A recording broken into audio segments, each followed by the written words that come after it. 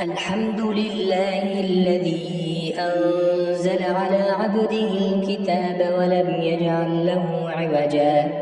قيما لينذر بأسا شديدا من لدنه ويبشر المؤمنين الذين يعملون الصالحات أن لهم أجرا حسنا ماكثين فيه أبدا وينذر الذين قالوا اتخذ الله ولدا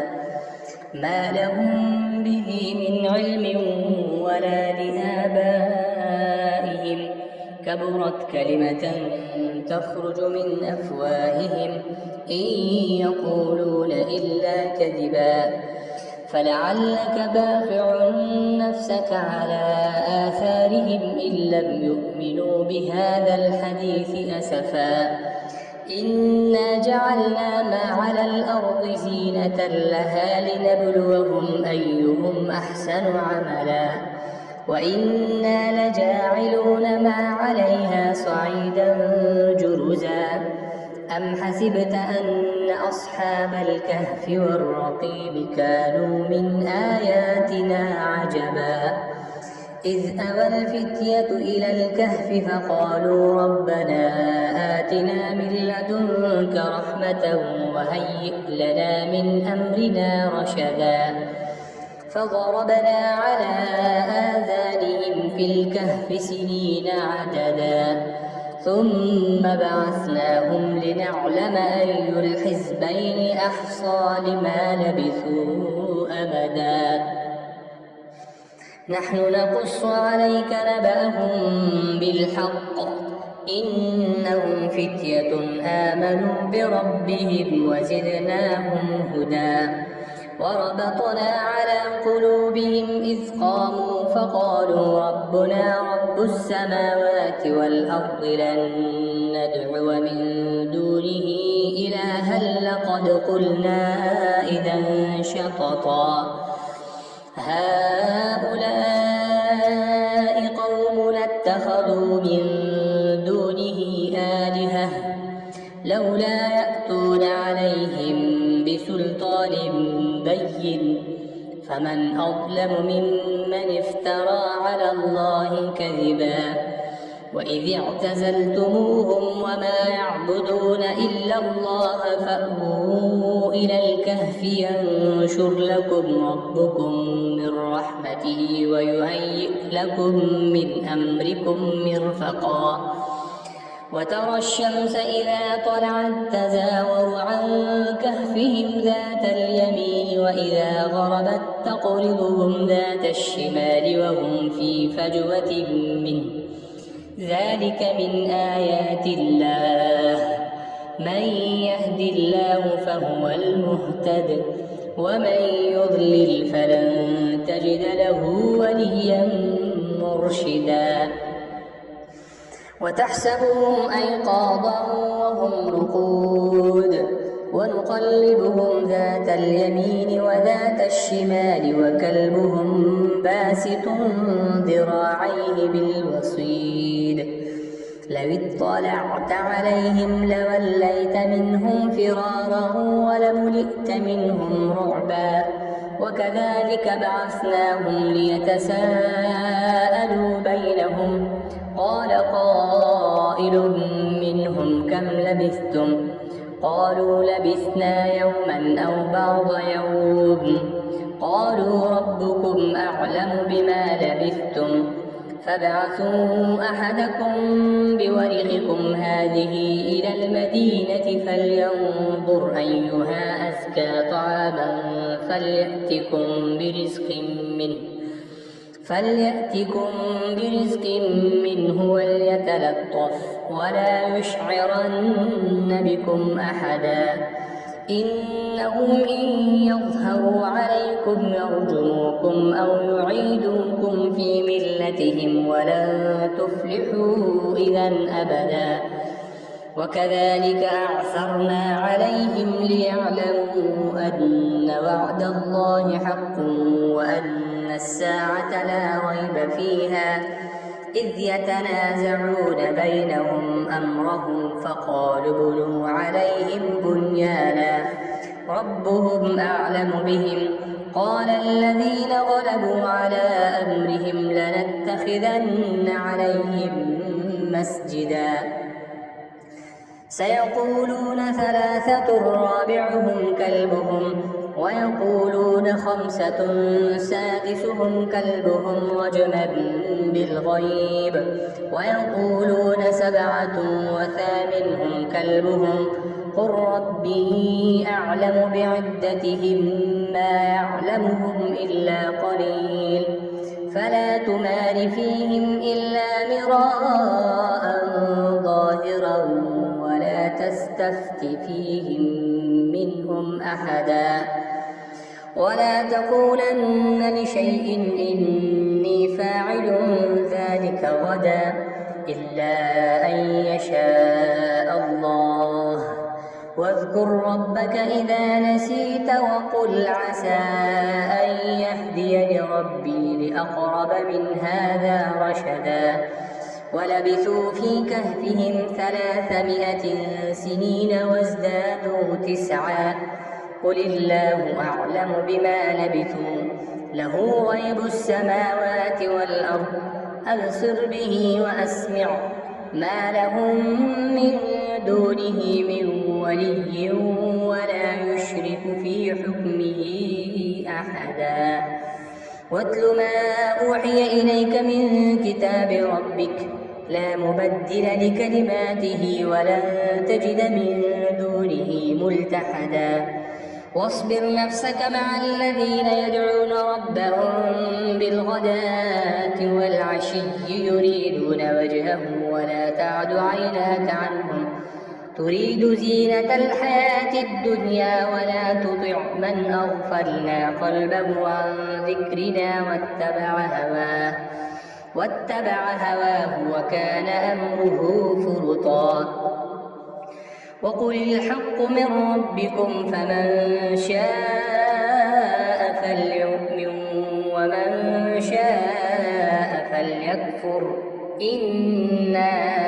أعتدنا للظالمين نارا أحاط بهم سرادقها وإن يستغيثوا يغاثوا بماء كالمهل يشوي الوجوه بئس الشراب وساءت مرتفقا إن الذين آمنوا وعملوا الصالحات إنا لا نضيع أجر من أحسن عملا أولئك لهم جنات عدن تجري من تحتهم الأنهار يحلون فيها من أساور من ذهب ويلبسون ثيابا خضرا من سندس واستبرق متكئين فيها على الأرائك نعم الثواب وحسنت مرتفقا واضرب لهم مثل الرجلين جعلنا لأحدهما جنتين من أعناب وحففناهما بنخل وجعلنا بينهما زرعا كلتا الجنتين آتت أكلها ولم تظلم منه شيئا وفجرنا خلالهما نهرا وكان له ثمر فقال لصاحبه وهو يحاوره أنا أكثر منك مالا وأعز نفرا ودخل جنته وهو ظالم لنفسه قال ما أظن أن تبيد هذه أبدا وما أظن الساعة قائمة ولئن رددت إلى ربي لأجدن خيرا منها منقلبا قال له صاحبه وهو يحاوره أكفرت بالذي خلقك من تراب ثم من نطفة ثم سواك رجلا لكن هو الله ربي ولا أشرك بربي أحدا ولولا إذ دخلت جنتك قلت ما شاء الله لا قوة إلا بالله إن ترني أنا أقل منك مالا وولدا فعسى ربي أن يؤتيني خيرا من جنتك ويرسل عليها حسبانا من السماء فتصبح صعيدا زلقا أو يصبح ماؤها غورا فلن تستطيع له طلبا وأحيط بثمره فأصبح يقلب كفيه على ما أنفق فيها وهي خاوية على عروشها ويقول يا ليتني لم أشرك بربي أحدا ولم تكن له فئة ينصرونه من دون الله وما كان منتصرا هنالك الولاية لله الحق هو خير ثوابا وخير عقبا واضرب لهم مثل الحياة الدنيا كماء إن أنزلناه من السماء فاختلط به نبات الأرض فأصبح هشيما تذروه الرياح وكان الله على كل شيء مقتدرا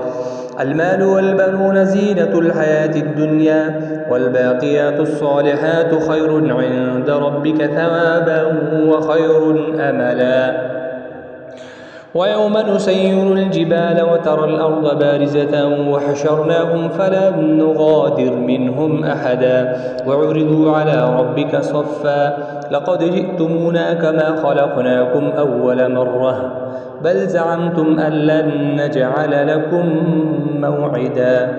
ووضع الكتاب فترى المجرمين مشفقين مما فيه ويقولون يا ويلتنا ما لهذا الكتاب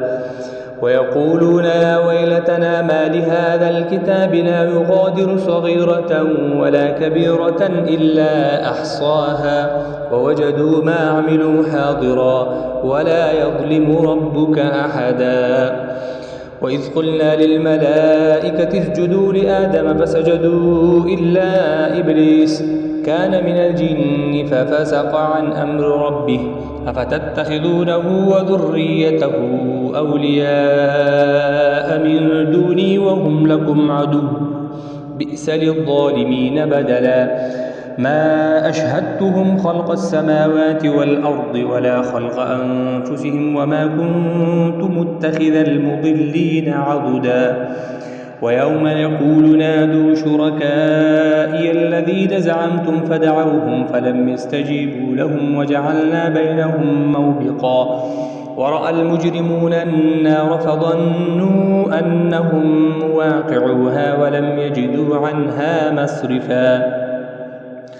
ولقد صرفنا في هذا القرآن للناس من كل مثل وكان الإنسان أكثر شيء جدلا وما منع الناس أن يؤمنوا إذ جاءهم الهدى ويستغفروا ربهم إلا أن تأتيهم سنة الأولين أو يأتيهم العذاب قبلا وما نرسل المرسلين إلا مبشرين ومنذرين ويجادل الذين كفروا بالباطل ليدحضوا به الحق واتخذوا آياتي وما أنذروا هزوا ومن أظلم ممن ذكر بآيات ربه فأعرض عنها ونسي ما قدمت يداه إنا جعلنا على قلوبهم أكنة أن يفقهوه وفي آذانهم وقرا وإن تدعوهم إلى الهدى فلن يهتدوا إذن أبدا وربك الغفور ذو الرحمة لو يؤاخذهم بما كسبوا لعجل لهم العذاب بل لهم موعد لن يجدوا من دونه موئلا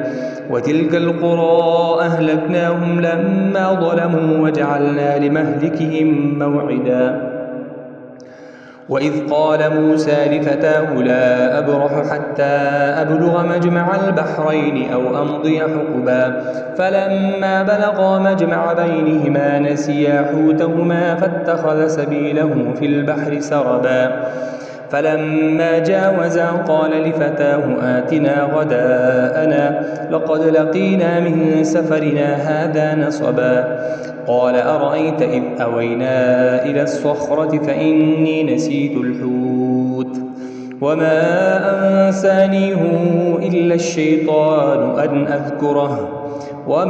أنسانيه إلا الشيطان أن أذكره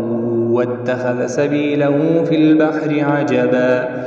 قال ذلك ما كنا نبغي فارتدا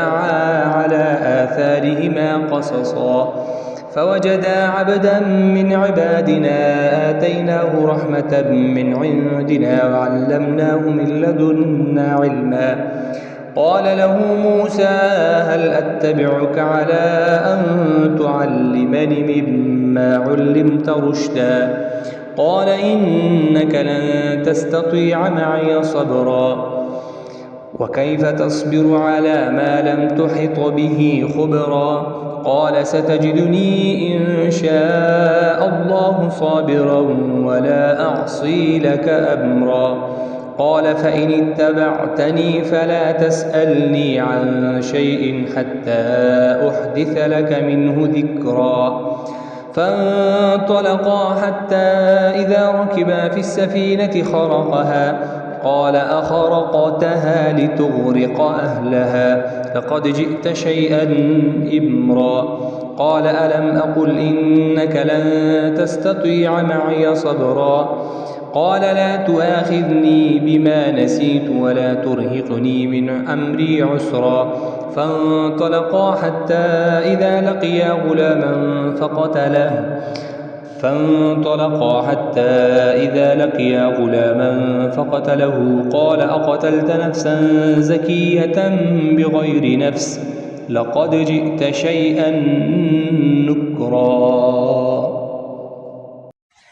قال ألم أقل لك إنك لن تستطيع معي صبرا قال إن سألتك عن شيء بعدها فلا تصاحبني قد بلغت من لدني عذرا فانطلقا حتى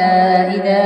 أتيا أهل قرية استطعما أهلها فأبوا أن يضيفوهما فوجدا فيها جدارا يريد أن ينقض فأقامه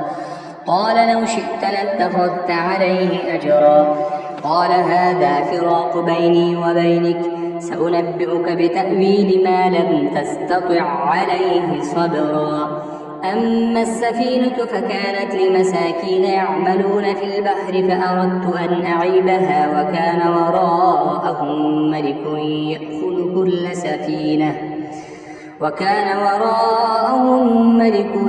يأخذ كل سفينة غصبا وأما الغلام فكان أبواه مؤمنين فخشينا أن يرهقهما طغيانا وكفرا فأردنا أن يبدلهما ربهما خيرا منه زكاة وأقرب رحما وأما الجدار فكان لغلامين يتيمين في المدينة وكان تحته كنز لهما وكان أبوهما صالحا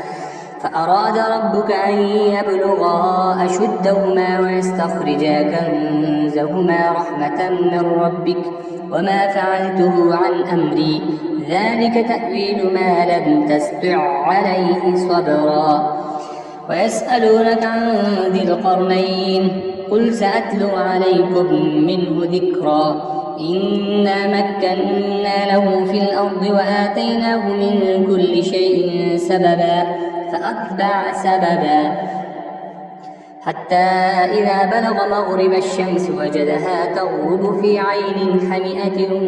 ووجد عندها قوما